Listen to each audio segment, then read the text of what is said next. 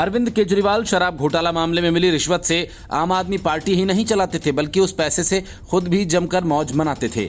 5 star छोड़िए, Kejriwal 7 star में रुकते थे और उसका बिल शराब घोटाला मामले में पकड़ा गया दूसरा शख्स देता था। लेकिन ईडी के हाथ काफी लंबे निकले और केजरीवाल की मौज मस्ती की पूरी कहानी खोद कर निकाली।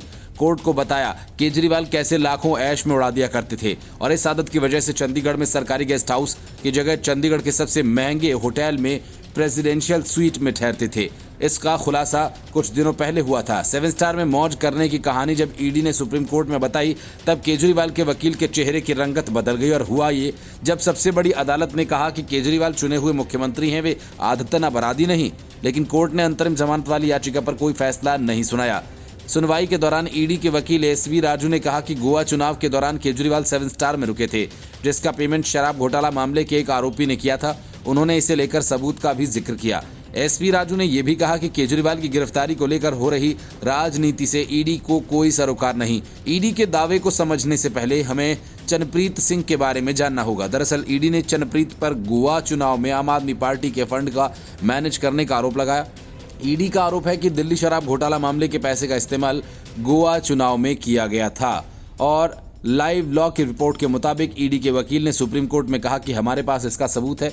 केजरीवाल के गोवा में रहने का खर्च का पेमेंट चनप्रीत सिंह ने किया था। केजरीवाल गोवा के ग्रैंड हयात 7 स्टार होटल में रुके थे। उस समय होटल के कुछ बिल में से कुछ हिस्से का भुगतान दिल्ली सरकार ने किया था, लेकिन बिल के कुछ हिस्से का पेमेंट चनप्रीत सिंह ने किया था। उसने कैश में भुगतान किया था और इसे लेकर हमें दस्तावेज के रूप में सबूत मिले हैं। सॉलिसिटर जनरल एसवी राजू ने सुप्रीम कोर्ट में आगे कहा कि केजरीवाल की गिरफ्तारी राजनीति से प्रेरित नहीं है। ईडी का राजनीति से कोई लेना देना नहीं है। हमारे पास इसको लेकर सबूत हैं।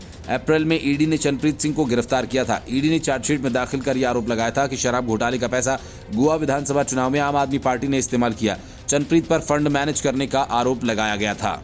दिल्ली हाईकोर्ट ने उस जनहित याचिका को खारिज कर दिया जिसमें सीएम केजरीवाल के लिए जेल से सरकार चलाने के लिए इंतजाम करने की मांग की गई थी। साथ ही याचिकाकर्ता पर 1 लाख रुपए का जुर्माना भी लगाया। याचिकाकर्ता ने दलील दी थी, हालांकि वैसे तो जेल से सरकार चलाना व्यवहारिक रूप से असंभव है, लेकिन टेक्नोलॉजी की मदद से ऐसा संभव किया जा सकता है। याचिका में उसने जेल में केजरीवाल के लिए वीडियो कॉन्फ्रेंसिंग का इंतजाम करने का अनुरोध किया। अतिरिक्त सॉलिसिटर जनरल चेतन शर्मा ने कहा कि यह याचिका गलत धारणा पर आधारित है और किसी परोक्ष मंशा से दायर की गई है। Bureau report, news of India.